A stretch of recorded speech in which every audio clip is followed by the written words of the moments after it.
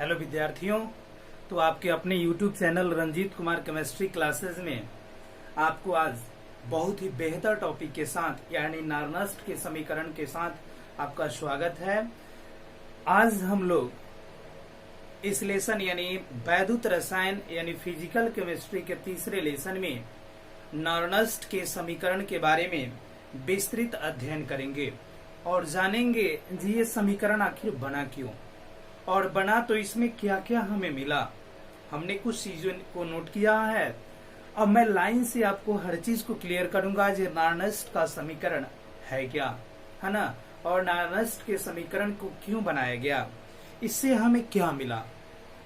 लेकिन उससे पहले मैं 2 मिनट आपके बारे में चर्चा कर लूं।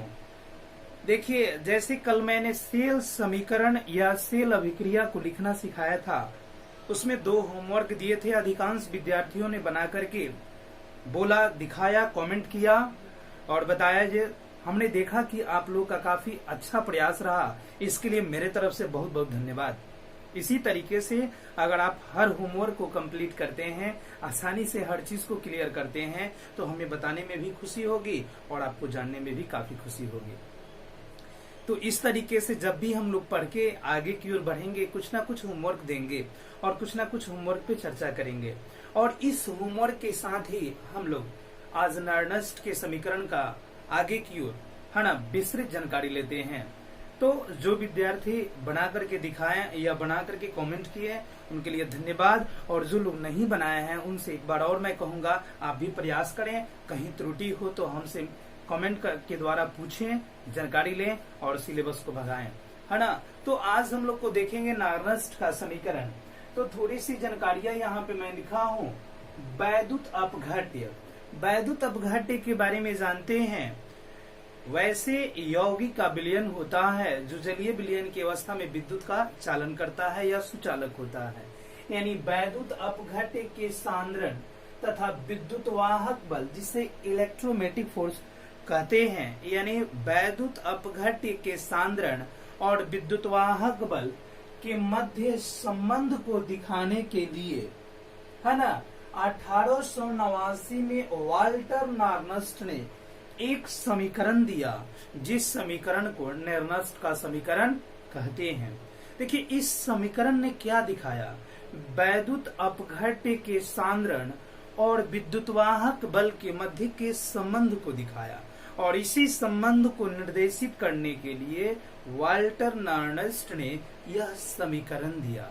और इस समीकरण में उन्होंने बहुत ही संक्षेप तरीके से इलेक्ट्रोड विभव के मान को निकालना, है ना, यानी दिए गए मान अधिमान के लिए इलेक्ट्रोड विभव के मान को निकालने का एक सरल तरीका बताया, है ना। इस समीकरण में आपको क्या मिला, मैं चर्चा करता हूँ। इसमें बताया जाता है कि माना कि एक अर्ध सेल में निम्न प्रकार की अभिक्रिया होती है। अर्ध सेल में निम्न प्रकार की एक अभिक्रिया होती है। अर्ध सेल समीकरण के बारे में कल हम चर्चा किए थे। जे सेल में एनोड तथा कैथोड पर अलग अलग अभिक्रिया होती है और उन्हीं अभिक्रियाओं को अर्ध सेल अभिक्रिया कहा जाता है। तो उसी तरीके से माना कि एक अर्ध सेल में निम्न प्रकार की अभिक्रिया होती है, जिसका समीकरण हम दिए हैं। M कोई धातु है जो N इलेक्ट्रॉन को मुक्त करता है, उस स्थिति में वह जो होता है परमाणु के रूप में प्राप्त होता है, जिसकी अवस्था और आयनिक विलयन को मैंने दिया है। जिसका अर्ध सेल का विभव हमेशा ये दिया रहता है, E बराबर E डिग्री माइनस RT बटा NF नेचुरल लॉग। यहाँ पे अभिकारक यानी प्रतिफल का सांद्रण बट्टा में अभिकारक का सांद्रण, या ऐसे कहा जाए धातु की मोलर सांद्रता बट्टा में आयन की मोलर सांद्रता। तो इस तरीके से ये समीकरण मिलता है। अब इसे हम देखिए एक चीज बताएंगे। यहाँ पे अगर इस वैल्यू को x माना जाए, इस वैल्यू को यहाँ पे थोड़ी देर के लिए x माना जाए, तो नेचुरल लॉग को लॉग में कन्वर्ट करके या उस वैल्यू को रखते हैं उसका मान 2.303 log x होता है। तब उस स्थिति में जहाँ नेचुरल लॉग है, उस नेचुरल लॉग के पास जब इसको हम लोग रखेंगे तो देखिए कैसे होता है। E बराबर होता है e डिग्री माइनस 2.303 RT का RT बट्टा में NF लॉग यहाँ पे होता है धातु की मोलर सांद्रता बट्टा में आयन की मोलर सांद्रता। यहाँ पे ये आपका इक्वेशन मिलता है और इस इक्वेशन को हम फर्स्ट मान लेते हैं। यह हमारा फर्स्ट समीकरण होता है। अब इस समीकरण में प्रयुक्त होने वाले कुछ पद हैं, उन पदों को हम देखते हैं। तो वे पद क्या हैं? तो देखिए एफ यहाँ पे जो है 1 फैराडे है जिसका वैल्यू 96,500 कूलम्ब होता है। इस फॉर्मूला में एफ हमारा 1 फैराडे है जिसका वैल्यू 96,500 केल्विन होता है। ई दिए गए मान के लिए जो मान दिया गया है उसके लिए इलेक्ट्रोड विभव का मान है ना। 8 डिग्री जो है मानक इलेक्ट्रोड विभव का मान है और इसमें जो आर दिया गया है वो आर गैस स्थिरांक का मान है जिसका वैल्यू 8.34 जूल प्रति केल्विन प्रति मोल है। उसके बाद टी हमारा ताप है, मानक इलेक्ट्रोड विभव के लिए तापमान 25 डिग्री सेल्सियस केल्विन में कन्वर्ट करें तो 273 में 25 को जोड़ेंगे तो वैसी स्थिति में 298 केल्विन होता है। तब उस स्थिति में धातु द्वारा मुक्त इलेक्ट्रॉन की संख्या n जो होता है इंडिकेट करता है, यानी n बराबर धातु द्वारा मुक्त इलेक्ट्रॉन की संख्या होता है। उसके बाद m ए सॉलिड स्टेट में धातु की मोलर सांद्रता होती है जिसका वैल्यू 1 होता है। उसके बाद Mn प्लस ए क्यूबिलियन के रूप में वो आयन की मोलर सांद्रता होती है ना। इस तरीके से इस फॉर्मूला में प्रयुक्त होने वाले जितनी भी पद हैं उनका अर्थ और उनका वैल्यू मैंने बता दिया।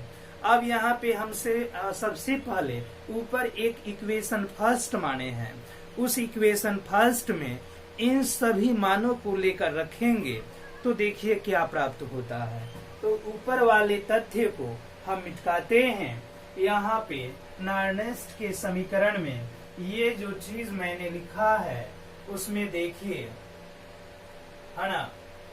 तब उस स्थिति में 1 मिनट मैं इसको थोड़ा सा अभी लिख दूं क्योंकि विद्यार्थियों के लिए छोड़ना जरूरी है ताकि वो आसानी से कम इस क्वेश्चन को उतार सकें। तो ये मैं ऊपर जैसे लिखा था वैद्युत अपघट्य के सांद्रण तथा वैद्युत अपघट्य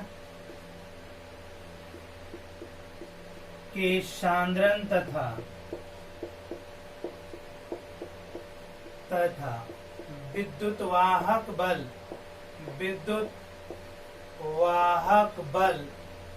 के मध्य संबंध दिखाने के लिए। तो बाबू आप इसको एक बार देख लेंगे, यहाँ तक नोट करेंगे, फिर इसके आगे हम बढ़ते हैं है ना। अब देखिए आगे बढ़ते हैं कैसे, यहाँ तक आप नोट करेंगे। मैं लिखा हूँ वैद्युत अपघट्य के सांद्रण तथा विद्युत वाहक बल के मध्य संबंध को दिखाने के लिए 1889 में वाल्टर नार्नेस्ट ने एक समीकरण दिया जिसे नार्नेस्ट का समीकरण कहते हैं। उसके बाद मैंने यहाँ पे कुछ वैल्यू को लिखा है, आसानी से इसको देख करके आप नोट कर लेंगे। तब ऊपर से हम उसको मिटाते हैं और आगे समीकरण 1 में इन सभी मानों को रखा जाता है।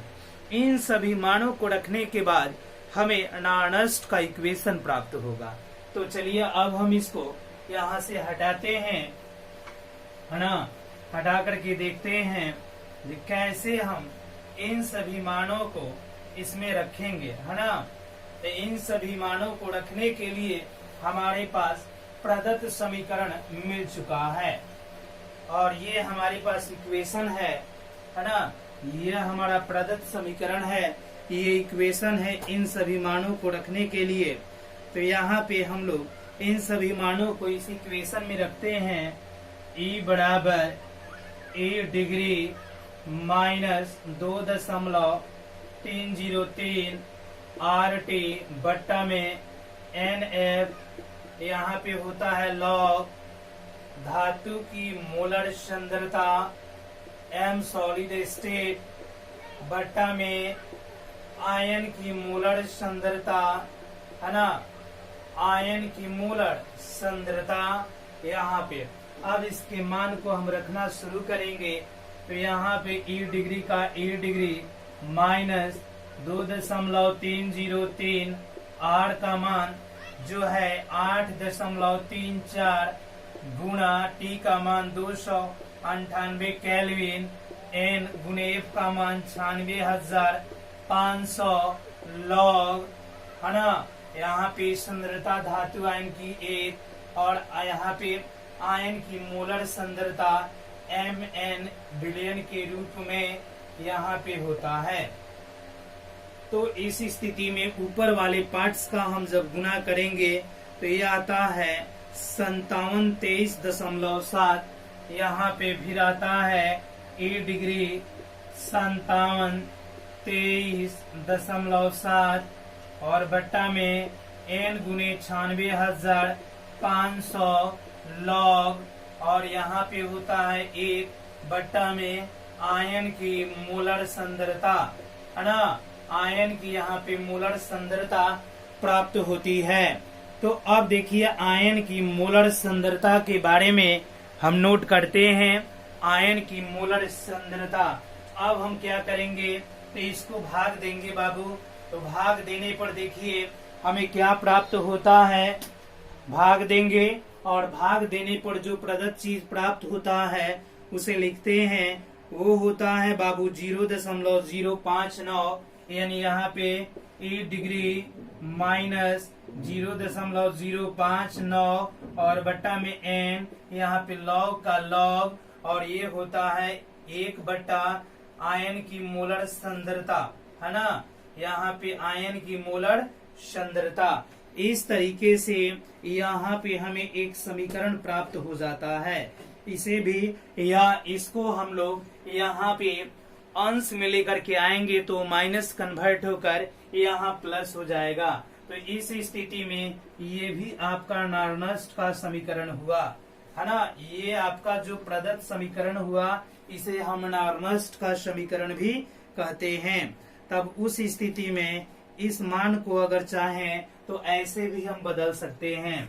देखिए कैसे बदलेंगे इसको हम लोग, थोड़ा सा परिवर्तन करके मैं बताता हूँ कि इस मान को हम कैसे बदलेंगे नार्नस्ट के समीकरण को।